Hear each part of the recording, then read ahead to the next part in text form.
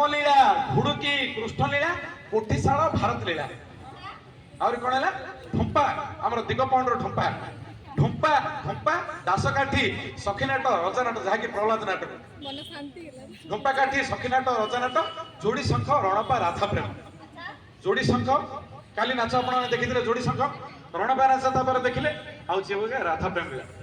आमर गंजाम जिले में तीन प्रकार आपण काम लगी पारे हुए तो जेतु कहि IC program information education and communication IC program आपण ओडिया डिपार्टमेंट काम लगी पारे आमर एठारे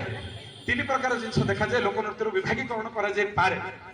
गोटे होची लोक नाटक गोटे होची लोक नृत्य गोटे होची लोक संगीत लोक नाटक मध्य वर्तमान जहाँ प्रचलित अच्छी प्रहलाद नाटक जहाँकि फोक थिएट्रिकल फॉर्म कहूँ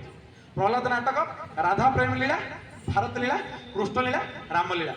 राम नाटक मध्य निश्चिन्न हो गलानी बड़ सौभाग्यर विषय आपणकर ब्रह्मपुर उपकंठ हरडाखंडी मठ ठारे रामलीला राम नाटकर किछि मात्र पोर्सन जीवित होकर अच्छी केवल से रामनवमी ही परिवेशन करते रामचंद्र उद्देश्य तो ये पांचटी थिएट्रिकल फॉर्म आमर ये अच्छी आ बाकी जिते गुड़ा कहली से जो माने आमर घोड़की नाच हो माने सखी नाट हो भारत लीला मध्य थिएट्रिकल फॉर्म हो लीला साहित्य आलोचना हो नाटक हो ए प्रकार जोड़ी शंख हो रणपा हो चढ़िया हो सी गुड़ा सबुजा जिन कौन गला आपंकर लोक नृत्य कैटेगोरी पड़ेगा लोक संगीत कैटेगोरी किए किए आसो दासकाठिया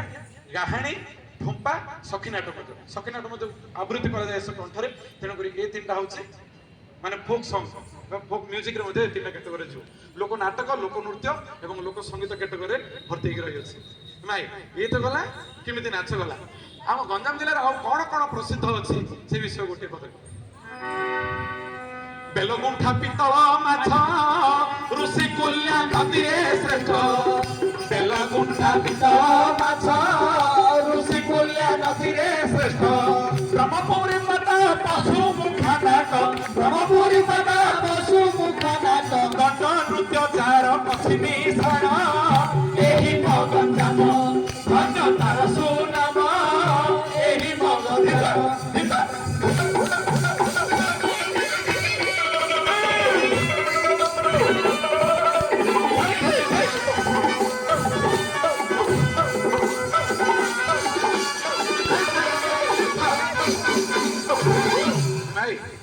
कि सुंदर पद आसिला देखे कौन आसिला बेलगुंठा पितल माछ ऋषिकुलिया नदी रे श्रेष्ठ आमर बेलगुंठा आज्ञा पितल माछ आ कौन से जगह पितल माछ देखा जाए किंतु जदि माछटा